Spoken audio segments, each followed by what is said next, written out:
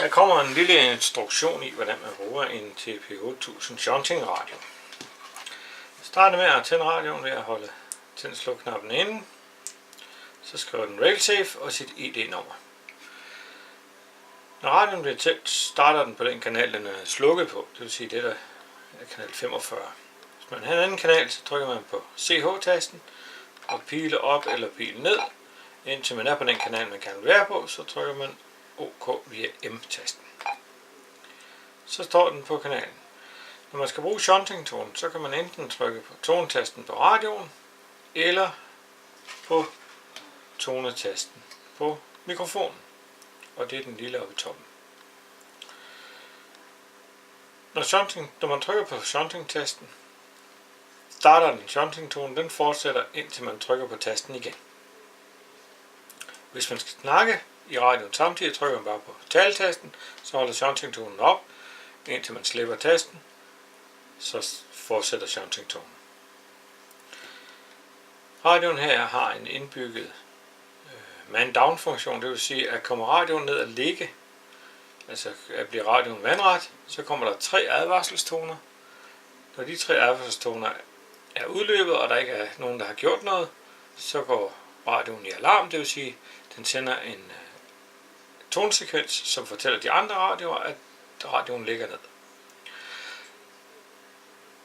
Den alarmfunktion fortsætter indtil man slukker radioen. Det vil sige, det er ikke nok, at den bliver rejst op, den skal slukkes. Og den alarm, den sender en tonesekvens, som fortæller de andre radioer, hvilket radionummer det er, der ligger ned. Og det bliver den så ved med at sende.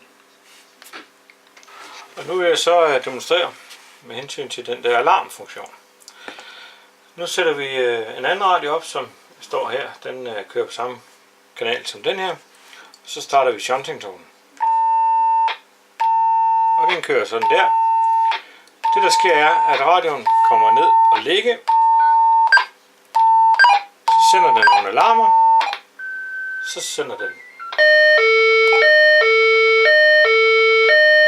sender den nødopkald. Og i den anden radio her, nu kan vi lige få den der til stille. I den anden radio her,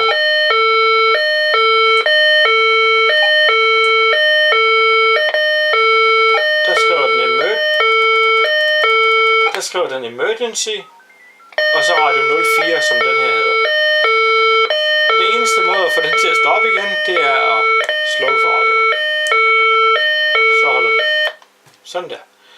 Det den gør er, hvis jeg lige kan få lidt ørelyd, når radioen kommer ned og ligge, sender den 3 advarselstoner til brugeren. Det vil sige, at man kan nå, hvis han tager radioen, kan han nå at samle den op igen.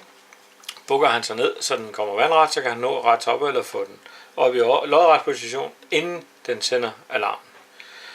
Når den sender alarmen, skriver den som sagt i modtagerne, at det er emergency, og hvilken radio det er, der er i alarm.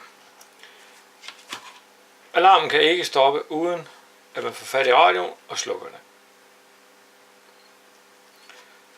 Nu prøver vi lige at tænde radioen igen. Så skriver den igen RailSafe ID nummer 04. Og når man ikke bruger radioen mere, så trykker man bare på tænd og sluk, og holder den ind, indtil den slukker. Det var en kort beskrivelse af funktionen af TP8000 shunting radio.